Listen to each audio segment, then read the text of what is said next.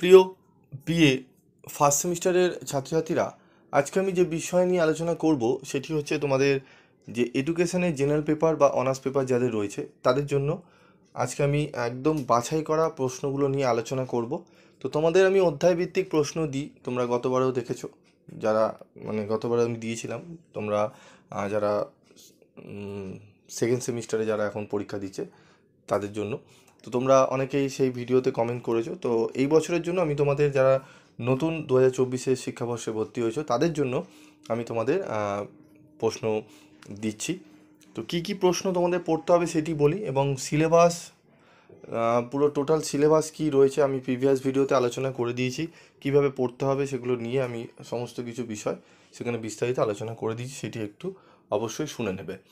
তো আজকের এই ভিডিওতে আমি আলোচনা করব আমাদের কোশ্চেন প্যাটার্ন, আমি সেখানে আলোচনা করেছি। তো তোমাদের কোশ্চেন প্যাটার্ন একটু দেখে নাও, আমি এখানে লিখেছি। তো আজকে হবে প্রথম অধ্যায় থেকে কোন কোন প্রশ্নগুলো পড়লে আমরা 100% কোশ্চেন কমন পাবো সেইগুলো প্রশ্নগুলো দেখে নেব। এবং এটি অনার্স এবং জেনারেল উভয়ের ক্ষেত্রেই রয়েছে। আমি পরবর্তী ভিডিওতে অনার্সদের জন্য আলাদা স্টার মার্ক করে দেবো, জেনারেলদের জন্য আলাদা স্টার মার্ক করে দেবো। তবে যারা বেশি পড়তে চাইছো বা বলছো, মনে করছো এখন থেকে আমি ভালো করে পড়বো, স্টাডি করব, তাদের জন্য, বিশেষ করে অনার্স যারা স্টুডেন্ট রয়েছে তাদের জন্য কিন্তু একটু বেশি পরিমাণে পড়াটা উচিত। কারণ সিলেবাস দুজোর অনার্স এবং জেনারেল ক্ষেত্রে উভয় ক্ষেত্রেই সেম, কিন্তু কোশ্চেন একটু টাফ হয় কিন্তু অনার্সের ক্ষেত্রে। তো কী কী প্রশ্ন রয়েছে আমরা একটু দেখে নেব। প্রথম যে প্রশ্নটি পড়বে, প্রথম অধ্যায় রয়েছে শিক্ষার ধারণা, কনসেপ্ট অফ এডুকেশন। যে প্রশ্নটি পড়তে হবে সেটি হচ্ছে ডিলর কমিশনের মতে আধুনিক শিক্ষার লক্ষ্যগুলি আলোচনা করো। এই প্রশ্নটি পড়তে হবে। 2 নম্বর হচ্ছে শিক্ষা শব্দের অর্থ বোঝাও, শিক্ষার পরিধি সম্বন্ধে আলোচনা করো। এই প্রশ্নটি পড়বে।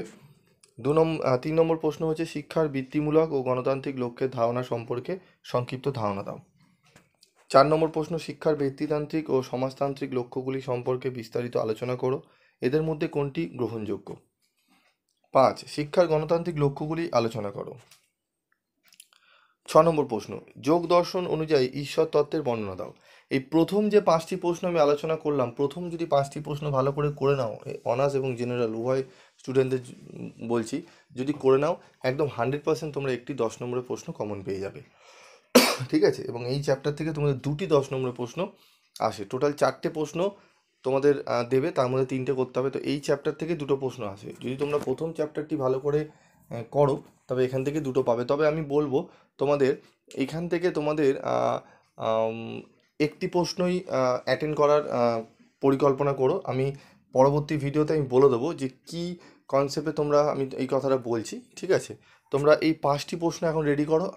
এই 5টি প্রশ্ন উভয় অনার্স এবং জেনারেল যারা রয়েছে প্রত্যেকে এই 5টি প্রশ্ন রেডি করো, এবং তার সাথে তোমরা এই 6 আর 7 চাইলে পড়তে পারো। ঠিক আছে, এই 7টি প্রশ্ন রেডি করে রাখো, আর বাকি এখান থেকে কোনো প্রশ্ন পড়ার দরকার নেই। ঠিক আছে, তবুও যারা মনে করছো না স্যার আমি আরেকটা পড়বো প্রশ্ন আরও দিন, তাহলে 8 নম্বরের প্রশ্নটি পড়তে পারো। ঠিক আছে, এই প্রশ্নগুলো পড়ে নেবে। 8 নম্বর প্রশ্ন কী আছে, প্রকৃতিবাদের মূল নীতিগুলি কী কী, শিক্ষায় প্রকৃতিবাদের প্রভাব আলোচনা করো। তারপর দেখো আমাদের 5 নম্বরে কী কী প্রশ্ন রয়েছে। তাহলে 10-এর আমি মোট 8টা প্রশ্ন দিয়েছি, তার মধ্যে প্রথম 5টা প্রশ্ন পড়লেই তোমরা একটি 10 নম্বরের প্রশ্ন 100% কমন পাবে, এবং তারপর 6, 7, 8 থেকে যদি পড়ো একটি 5 নম্বর 10 নম্বর কমন পাবে। ঠিক আছে, তো চলো 5 নম্বরের প্রশ্নগুলো দেখে নিই। 5 নম্বরে 2টো প্রশ্ন আসবে, তার জন্য কী কী করতে হবে।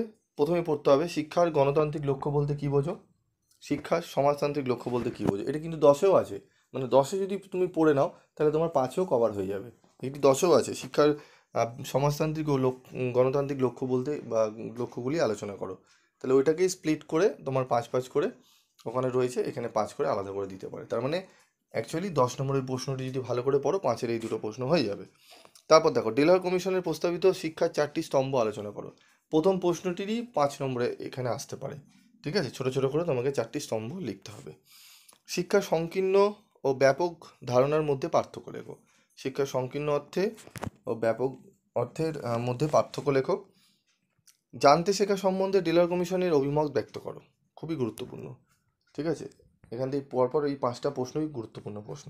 তারপর রয়েছে শিক্ষার বৃত্তিমূলক লক্ষ্য সম্বন্ধে সংক্ষিপ্ত টিকা লেখো।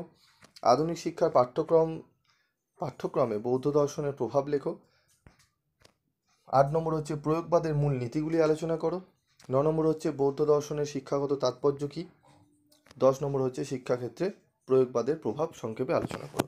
এখানে 5 নম্বর আমি 10টা প্রশ্ন রেখেছি। তোমরা অনেকে বলবে স্যার একটু বেশি হয়ে যাচ্ছে প্রথম অধ্যায় থেকে 5 নম্বরে।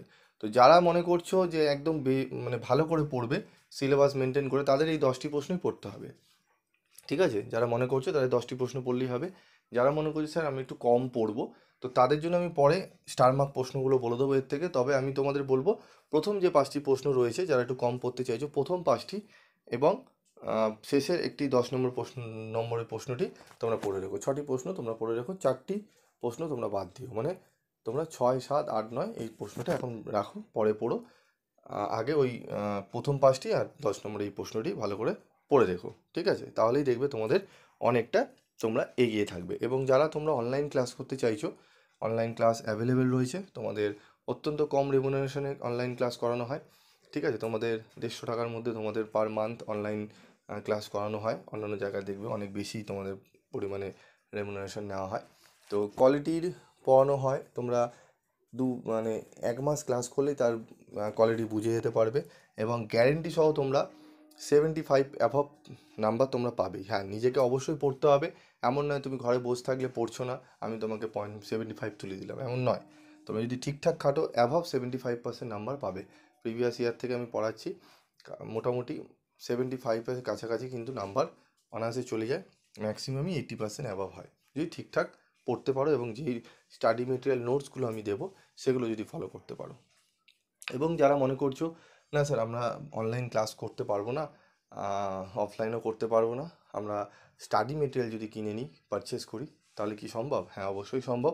স্টাডি মেটেরিয়ালও তোমরা কিন্তু একবারে নিয়ে নিতে পারো। তো তার জন্য তোমাদের যোগাযোগ করতে হবে 7278981430 এই নাম্বারে। আজকের মতো ভিডিওটি শেষ করব। পরবর্তী ভিডিওতে তোমাদের দ্বিতীয় অধ্যায় থেকে কী কী গুরুত্বপূর্ণ, দ্বিতীয় অধ্যায় থেকে আমি মাত্র তোমাদের 5টি থেকে 6টি প্রশ্ন বলে দেবো। সেখান থেকে তোমরা একটি 10 এবং একটি 5 কমন পেয়ে যাবে। তার জন্য তোমাদের একটু ওয়েট করতে হবে। আর যদি চ্যানেলে নতুন হয়ে থাকো, অবশ্যই চ্যানেলটি সাবস্ক্রাইব করে পাশে থাকা বেল আইকনে ক্লিক করে রেখে দিও। আজকের মতো এটুকুই, দেখা হচ্ছে পরবর্তী ভিডিওতে। সকলে ভালো থেকো, সুস্থ থেকো।